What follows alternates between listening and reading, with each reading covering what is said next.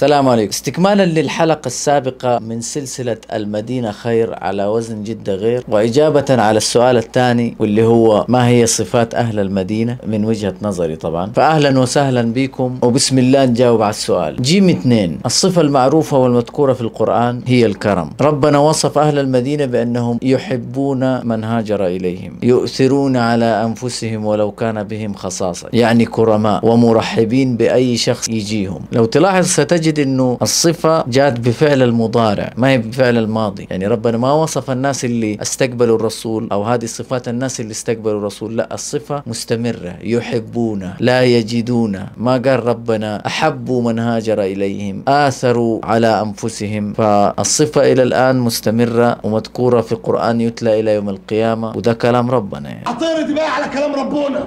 والغريب انه كرم اهل المدينة ما كان بس بانهم استقبلوا الرسول، بل من قبل الرسول عليه الصلاة والسلام كان في ملك من ملوك اليمن كان رايح في طريقه للشام، وهو في الطريق ترك ابنه في المدينة المنورة، فما عرف ايش اللي صار. الظاهر اختلف ابن الملك مع احد من اهل المدينة ودخل في حوار، انت عارف بيتكلم مين، انت عارف بابا مين. فاهل المدينة ما مشي معاهم الكلام ده، فسدحوه قالوا له انت على ابوك، وانقتل الولد. فتبع وهو في طريقه للشام عرف بالخبر، فقام قال للسواق لف وارجع يا اسطى. لف ورجع لاهل المدينة علشان يبغى يحاربهم ويبيد المدينة المنورة ويبيد أهلها. فخلال الحرب اتفاجأ الرجال إنه هو بيحاربهم في الصباح، وفي الليل بيلاقيهم بيكرموه ويرسلوا له أكل له هو والجيش. فالراجل تاه من نفسه. وفي قصة طويلة، المهم إنه خرجوا له أحبار اليهود قالوا له أنت ما حتقدر على البلد دي وما ينفع تسوي فيها شيء، لأنه هذه بلد مهبط نبي. والموضوع ده طويل جدا وممكن تبحثوا عنه في اليوتيوب أو في الكتب. هي قصة تبع مع أهل المدينة المنورة. بس هو الكرم مو بس في المدينة، لو عملت زوم اوت برا المدينة حتلاقي انه السعودية الصراحة اهلها كلهم كرماء. ولو عملت زوم اوت برا كمان على الدول العربية حتلاقي فعلا الكرم ده عند العرب كلهم. بس سبحان الله ربنا ميز اهل المدينة بهذه الصفة وشرفنا بانه وصفهم بالكرم في القرآن الكريم. وللحديث عن بابا وماما وانت عارف بتكلم مين، فنيجي هنا لصفة تانية في اهل المدينة، واللي انا شايف بحكم احتكاكي البسيط مع علية القوم والبشوات واصحاب الاطيان الكبيرة في البلد، أنا ما شفت أبدا في اللي أنا أعرفهم لا مظاهر الخيلاء ولا النفخة الكذابة ولا الفشخرة، بل على قد ما هم ناس عندهم فلوس إلا أنهم هم ناس تلاقيهم طبيعيين وعاديين. لا أنا شفت الشاب اللي ماشي في البلد أنا أبويا فلان وأنا أصلا فلان وإحنا عندنا كذا وإحنا أملاكنا كذا وماشي يتبختر بين الناس، دي أنا ما شفتها. ولا شفت الحرمة اللي عايشة مع نفسها دور الهانم وهي في السيارة السواق ينزل ويجي يفتح لها الباب وهي تيجي نازلة وعاملة فيها سوزي هانم، وتلاقي السواق الغلبان المسكين ما هو سعودي وملبسينه التوب والشماغ ومخلين شكله زي الخليجي اللي طلعوه في الافلام المصرية في الكباريهات. ولا شفت البشوات اللي عندنا حاطين السيجار في فمهم وبيتكلموا واليخت حقي وانا رحت المكان الفلاني وكذا، وحديث اللي كذا تشم فيه ريحة ايه اللي يا رب الناس تعرف ان انا معايا فلوس. بل بالعكس اتوقع المليونيرية اللي عندنا الفشخرة الوحيدة اللي بيعملوها هي انه ايه، انه بيدلع الشيشه حقته. يعني بدل ما هو ماسك السيجار لا حتلاقيه ماسك لي الشيشه، عاد هو ملبسه ستان، ملبسه قماش بترتر، مديله دانتيل. يعني هو ده الشيء الوحيد اللي شفته حسيت فيه الفشخره لي الشيشه. انا عن نفسي فما شفت ابدا الا الناس عاديين وطبيعيين على قد ما عندهم من ملايين. نجي للصفه الثالثه الطيبه والغريبه. وسبحان الله انه لما كنت شغال موظف استقبال في فندق، غير انه الناس اللي كانوا بيجوا في الفندق هم اصلا مسحورين بينا وحابيننا كأهل المدينة، غير انه الغريب انه اصحابي على قد صفاتهم انه كل واحد فيهم فيه صفة اقول له هي دائما في وجهه، ده غلس وده جفص وده كلامه كثير، الى انه سبحان الله كلنا في تعاملنا الناس لما بيخرجوا من عندنا كانوا كلهم كده مبسوطين ومرتاحين. فكنت دائما اقول لصاحبي الغلس، تقول له يا اخي سبحان الله انت راجل رخم، بس كيف الناس كده تخرج منك مبسوطة؟ هذه سبحان الله كيف انه ربنا مبارك في المدينة انه ما حد يخرج منها وعنده انطباع سيء. والتاني على قد ما هو كلامه كثير اقول له انا لو زبون وانت بتكلمني زي كده انا اتوقع حاسب لك الفندق بكبره وامشي، الى انه الناس بتكون مبسوطه وشايفيننا اطيب ناس. ونجي للصفه الرابعه واللي هي الحمد لله انه احنا بنتميز فيها حتى الان، وهي انه انا الى الان ما شفت العوائل اللي بيكلموا عيالهم بالانجليزي ومقضينا come on baby wherever Saturday where is your mommy والاجواء دي، انا ما شفتها في المدينه حتى الان.